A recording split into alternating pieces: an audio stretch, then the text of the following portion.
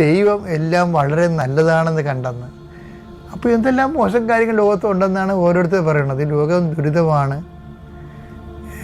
ലോകത്തെ കാണുന്ന ആൾക്കാരെ, ഇപ്പോൾ സാഹിത്യകാരന്മാരൊക്കെ ബൈബിൾ എല്ലാ കാലങ്ങളെയും നല്ലതായിട്ട് എടുക്കാൻ വേണ്ടി മനുഷ്യനെ പ്രേരിപ്പിക്കും. അപ്പോൾ എല്ലാ വ്യത്യസ്തങ്ങളായ അനുഭവങ്ങളും ദൈവം ഉദ്ദേശിക്കുന്ന ഒരു കാര്യം മാത്രമാണ്. എന്താണ്? ദൈവത്തെ കണ്ടെത്തി ജീവിക്കുക.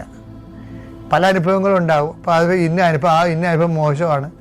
ഇപ്പോൾ വീട്ടിലൊരു ആത്മഹത്യ നടന്ന് അതൊരു അനുഭവം മോശമാണ്. ഈ പ്രാവശ്യം പട്ടിണിയാണ്, ജോലി പോയി, ആ അനുഭവം മോശമാണ്.